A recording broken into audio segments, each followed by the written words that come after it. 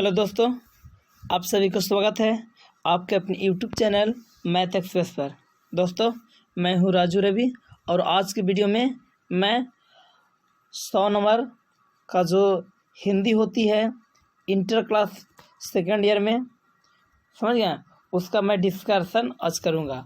और ऑब्जेक्टिव का इम्पोर्टेंट जो वीवीआई प्रश्न है उसका मैं डिस्कस करूंगा। और आप लोग जो भी 12th के एग्ज़ाम देने वाले हैं 2021 में, वो हमारे चैनल से जुड़ जाइए और चैनल को सब्सक्राइब कर दीजिए, ठीक है। तो चलिए मैं अब वीडियो का स्टार्ट करता हूँ। पहला प्रश्न है, बालकृष्ण भट्ट ने कब प्रयाग के मिशन स्कूल से इंट्रेंस की परीक्षा दी थी? ऑप्शन है 1865, 1867, 1888, 1889। क्या इसका आंसर होगा? सही आंसर क्या होगा? तो इसका आंसर आपका हो जाएगा, सही में आपका हो जाएगा बी वाला, यानी 1867 ईस्वी आपका सही होगा। 1867 ईस्वी आपका क्या होगा? सही होगा, ठीक है। अगला प्रश्न, दूसरा प्रश्न देखेंगे। प्रश्न है, एक रोगी एक वैद्य है। एक रोगी एक क्या है? वैद्य है। तो इसका ऑप्शन है नाटक होगा, निबंध होगा, कहानी होगा, कविता होगा। क्या होगा? तो इसका सटीक आंसर आपका हो जाएगा, आपका सटीक आंसर हो जाएगा नाटक। एक रोगी एक निबंध क्या है? तो एक नाटक है। क्या है? एक नाटक है। तो ये वाला आपका सही होगा।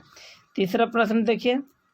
तीसरा प्रश्न है, निम्नलिखित में से कौन सी रचना श्रीनिवास दास की है? निम्नलिखित में से कौन सी रचना श्रीनिवास दास की है? ऑप्शन है ए में नई रोशनी, बी में भारतवर्ष और कली, सी में संयोगिता स्वयंवर और डी में आचार विडंबन। क्या इसका आंसर सही होगा?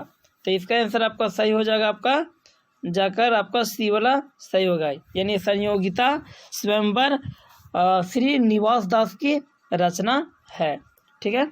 अगला प्रश्न देखिए।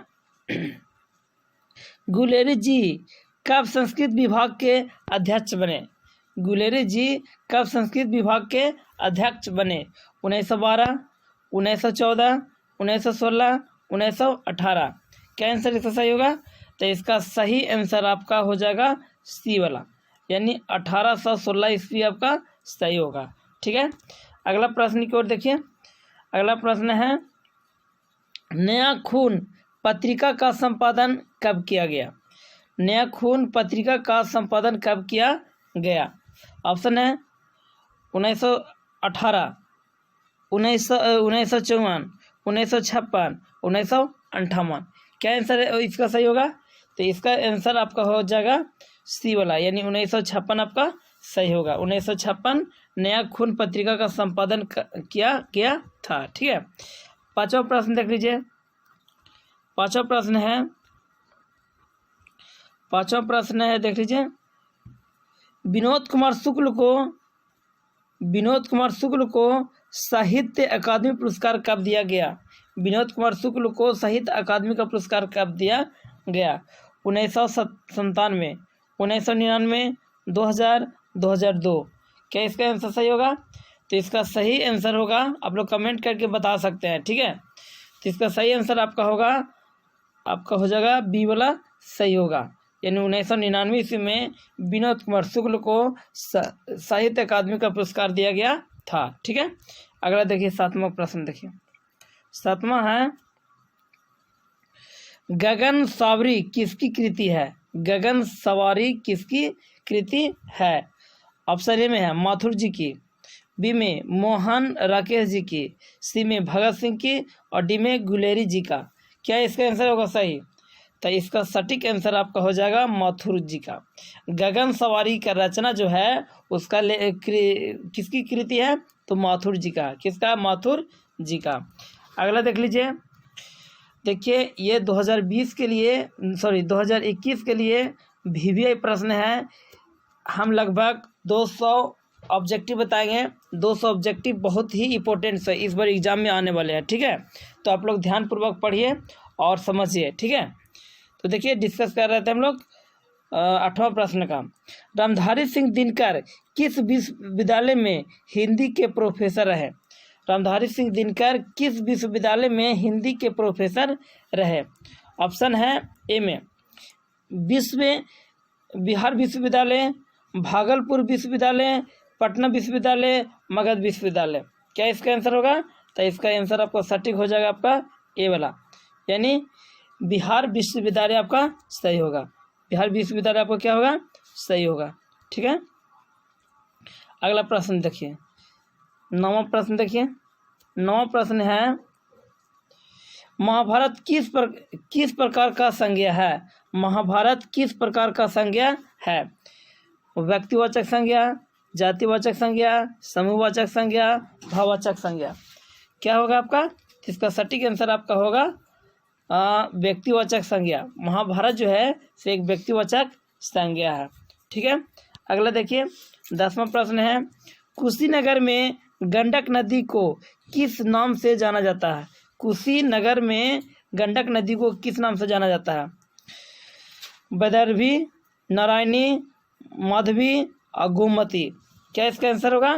तो इसका आंसर आपका होगा नारायणी। नारायणी आपका सही होगा। ठीक है, 11वां देख लीजिए, निम्नलिखित में से पुत्री का पर्यायवाची शब्द है। निम्नलिखित में से पुत्री का पर्यायवाची शब्द है अंगजा, कन्या, सुता, इनमें से सभी। तो आप लोग अपने से बता सकते हैं क्या होगा पुत्री का पर्यायवाची। ये 3 में सब सही है, तो क्या कहेंगे? डी वाला सही होगा। इनमें से सभी पुत्री का पर्यायवाची शब्द है। 12वां देखिए, दिनकर जी की कितनी वर्ष अवस्था में पहली कविता पुस्तक प्राणभंग प्रकाशित हुआ? ऑप्शन है 21 वर्ष, 22 वर्ष, 23 वर्ष, 24 वर्ष। क्या इसका आंसर होगा? तो उस समय उनका उम्र हो रहा था दिनकर जी का 21 वर्ष। 21 वर्ष आपका सही होगा। ठीक है, 13वां देख लीजिए। 13वां है, अशोक वाजपेयी के माता जी का नाम क्या था? निर्मला देवी, शकुंतला देवी, परमिला देवी, उर्मिला देवी। क्या इसका आंसर होगा? तो इसका आंसर आपका निर्मला देवी सही होगा। निर्मला देवी सही होगा। अगला देख लीजिए, मेरे जेब में पैसे नहीं हैं।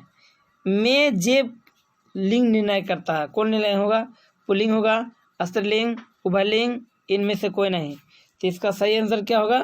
आपका सही आंसर पुल्लिंग होगा। सही आंसर क्या होगा? पुल्लिंग होगा। अगला देख लीजिए, दिनकर जी को निम्न में से कौन सा पुरस्कार दिया गया था? दिनकर जी को पद्मश्री, पद्मभूषण, पद्म विभूषण और पद्मा। क्या इसका सही आंसर होगा? इसका सही आंसर आपका बी वाला सही होगा। पद्मभूषण दिनकर जी को पुरस्कार दिया गया था। 16वां देखिए, इतिहास का विशेषण होता है। इतिहास का विशेषण होता है ऐतिहासिक, ऐतिहासिक, इतिहासिक, इतिहासक या ऐतिहासिक। तो इसका सही क्या होगा?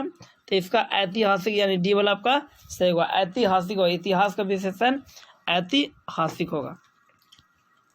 अगला देख लीजिए, अंग्रेजी बीएससी किस कॉलेज से किए थे?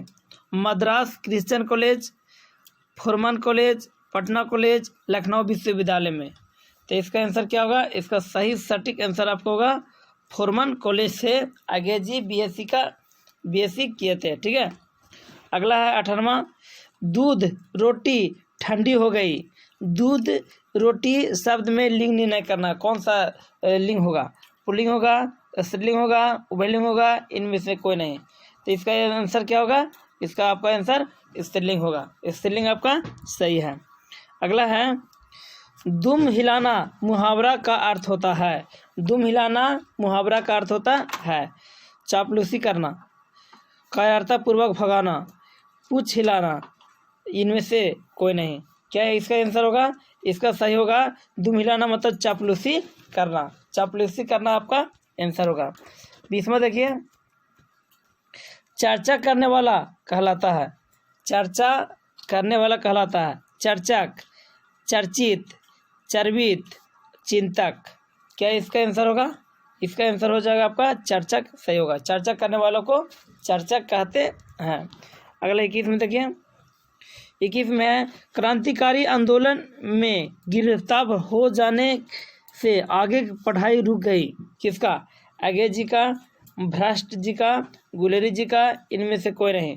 तो इसका आंसर क्या होगा? आपका सही आंसर होगा आपको अंग्रेज जी का। क्रांतिकारी आंदोलन में गिरफ्तार हो जाने के बाद आगे पढ़ाई रुक गई थी। किसका? अंग्रेज जी का। अगला है 22 देख लीजिए। भगत सिंह की पहली गिरफ्तारी कब हुई थी? 1926, 1927, 1928, 1929। तो इसका आंसर सही क्या होगा? आपका सही आंसर बीबल होगा। 1927 ईस्वी सही होगा। 1927 ईस्वी सही है। अगर आप लोग को वीडियो अच्छा लग रहा होगा तो लाइक जरूर करेंगे और कमेंट तो करना भूलिएगा नहीं, ठीक है। अगला है निम्न में से कौन सिताब दियारा गांव में रहने वाले थे? जयप्रकाश नारायण, विनोद कुमार शुक्ल, ज्ञानेंद्रपति, सुभद्रा कुमारी चौहान। इसका क्या आंसर होगा? आपका आंसर होगा जयप्रकाश नारायण। जयप्रकाश नारायण जो थे सिताब दियारा गांव में रहते थे। अगला प्रश्न है क्रास्टवेट गर्ल्स स्कूल में कितनी प्रारंभिक शिक्षा हुई थी? किनकी प्रारंभिक शिक्षा हुई थी? महादेवी वर्मा, सुभद्रा कुमारी चौहान, गजानन माधव मुक्तिबोध, इनमें से कोई नहीं। तो इसका आंसर क्या होगा? आपका सही होगा सुभद्रा कुमारी चौहान। बी वाला आपका सही होगा। 25 पर देख लीजिए। जिस पर कृपा की गई हो, जिस पर कृपा की गई हो क्या कहलाएगा? अनुकंपित, कृपक, अनुकृत, अनुकंपित। क्या होगा? तो इसका सही आपका आंसर होगा ए वाला, अनुकंपित होगा। जिस पर कृपा किया गया है उसको कहेंगे अनुकंपित। अगला देखिए 26 का। उ का उच्चारण शब्द है ओष्ठ्य, अनुनासिक, कंठ, तलव्य। क्या होगा आपका? तो इसका सही आंसर होगा ओष्ठ्य। उ का उच्चारण स्थान ए वाला आपका सही होगा। 27वां प्रश्न है चाय वाक में वाय शब्द है। चाय वाय में वाय शब्द है सार्थक, निरर्थक, दोनों, इनमें से कोई नहीं। तो इसका आंसर सही हो जाएगा आपका क्या होगा? वाय शब्द यहाँ पर निरर्थक होगा। क्या होगा? निरर्थक। इसका कोई अर्थ नहीं है। अगर देखिए 28 का। मांझे में यहाँ कहाँ रहती है? यह कौन बोला? लहना सिंह, सूबेदारनी, सूबेदारिन, सूबेदार या बोधा सिंह। तो इसका आंसर क्या होगा? ये बोले थे ये मांझे में यहाँ कहाँ रहती है, ये कौन बोला था? तो लहना सिंह बोला था, ठीक है। तो आपका ये वाला सही होगा। अगला देख लीजिए 29 में आग का विलोम शब्द है नग्य, विज्ञ, सज्ञ, यज्ञ। क्या होगा इसका आंसर? तो इसका सही होगा आपका बी वाला सही होगा, ठीक है। अगला प्रश्न देखिए। आप लोग यदि वीडियो लग रहा होगा अच्छा तो आप लोग चैनल को यदि सब्सक्राइब नहीं किए होंगे तो सब्सक्राइब कर दीजिएगा। मैं बता दूं कि 100 नंबर हिंदी का आपका ऑब्जेक्टिव है जो 12th क्लास में एग्ज़ाम के लिए काफ़ी इंपॉर्टेंट है, ठीक है। तो रेगुलर वीडियो डाला जा रहा है, आप लोग देखना ना भूलेंगे, ठीक है। 30वां क्वेश्चन है गुरु का विलोम शब्द है लघु, दीर्घ, गुण, दोष। तो इसका क्या होगा? गुरु का विलोम शब्द क्या होगा? लघु होगा। क्या होगा? लघु हो गया, ठीक है। इस प्रकार आज का वीडियो इतना ही। मैं अगले वीडियो के लिए प्रतीक्षा करवाऊंगा, ठीक है। तो अगले वीडियो कल मैं डालूंगा। आप लोग कमेंट्स करेंगे कि आप लोग कितना सही बोले। धन्यवाद, शुक्रिया।